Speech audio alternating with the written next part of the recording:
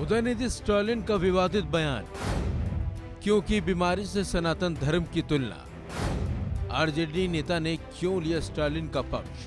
को गाली देने की एक होड़ सी मची हुई है नेताओं में। बयान से कोई फर्क नहीं पड़ेगा, लेकिन समाज में विद्वेष पैदा करने की असफल कोशिश है।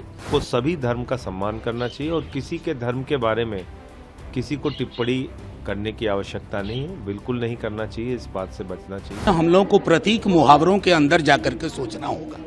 यह बयानबाजी सनातन धर्म पर दी गई विवादित टिप्पणी के बाद हो रही है। अब सवाल ये उठता है कि आखिर किसने और क्या टिप्पणी सनातन धर्म पर की है। तो आपको बता दें, तमिलनाडु सरकार में मंत्री और मुख्यमंत्री एमके स्टालिन के बेटे उदयनिधि स्टालिन ने सनातन धर्म की तुलना मलेरिया और डेंगू से की है। इसके साथ साथ सनातन धर्म को पूरी तरह से मिटाने की बात भी कही है।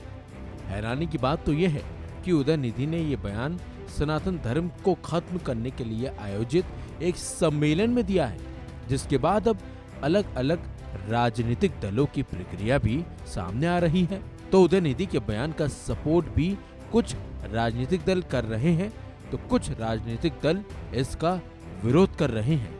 राज्यसभा सांसद और आरजेडी नेता मनोज झा ने स्टालिन का पक्ष लेते हुए कहा कि मैं समझता हूं कि कभी कभी हम लोगों को प्रतीक मुहावरों के अंदर जाकर सोचना होगा।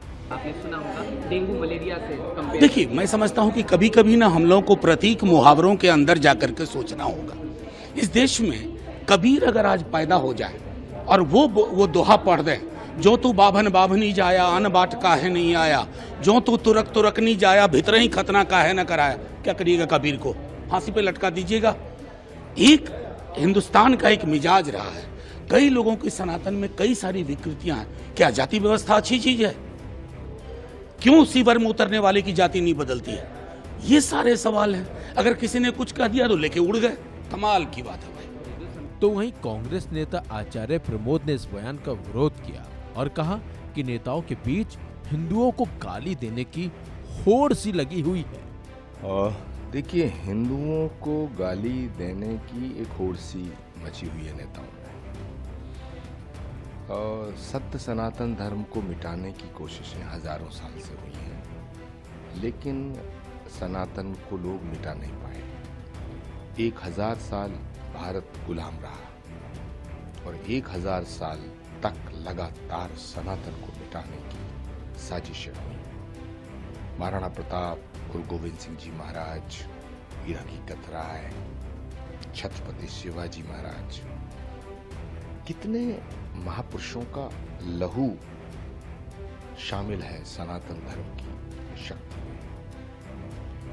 तो सनातन को मिटाने का जो ख्वाब है, ये अंग्रेजों ने भी देखा, ये मुगलों ने भी देखा, लेकिन सनातन नहीं मिट पाया। इसके अलावा यूपी के डिप्टी सीएम केशव प्रसाद मौर्य ने इस बयान का विरोध किया और कहा कि ये समुदाय में द्वेष पैदा करने की एक असफल कोशिश है।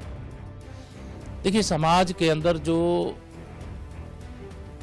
आपस में मेल मिलाप है, जो समरसता है, जो एक भारत श्रेष्ठ भारत के लिए एक शानदार ढंग से काम हो रहा है, उसमें यह विष घोलने का जो लोग काम करते हैं, इससे उन्हें कुछ हासिल नहीं होगा। और अच्छा होगा कि राजनीतिक जो नेता हैं, ये उनको धार्मिक मामलों में किसी भी प्रकार की बयानबाजी से बचना चाहिए।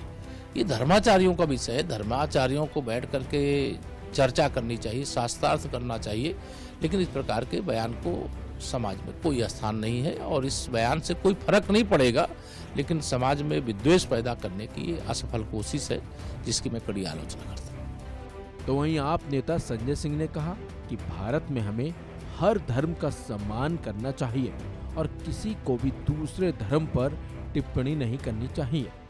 इसके साथ साथ संजय सिंह ने बीजेपी पर जमकर निशाना भी साधा। भारत जो है वो विविधताओं में एकता वाला देश है। यहाँ अलग अलग धर्म हैं, अलग अलग जातियाँ हैं, अलग अलग भाषाएं हैं, और हमारी खूबसूरती ये है कि इसके बावजूद हम सब लोग मिलकर एक साथ रहते हैं। हमको सभी धर्म का सम्मान करना चाहिए और किसी के धर्म के बारे में किसी को टिप्पणी करने की आवश्यकता नहीं है, बिल्कुल नहीं करना चाहिए, इस बात से बचना चाहिए। जहाँ तक सनातन धर्म का प्रश्न है, सनातन धर्म को बदनाम करने का, सनातन धर्म को पूरी दुनिया में उसके बारे में गलत संदेश देने का काम अगर कोई पार्टी कर रही है तो उसका नाम है भारतीय जनता पार्टी, जो चंदा चोरों की पार्टी है। उदयनिधि स्टालिन के इस बयान का हर तरफ विरोध हो रहा है। सनातन धर्म पर दिए गए बयान पर कहीं स्टालिन को समर्थन किया जा रहा है तो कहीं राजनीतिक दल खुलकर इसका विरोध कर रहे हैं। लेकिन ये भी कहना गलत नहीं होगा कि आने वाले चुनावों में ये बयान एक बड़ा मुद्दा बनकर सामने आएगा। इस खबर में बस इतना ही। अपडेट्स के लिए बने रहिए वन इंडिया हिंदी के साथ।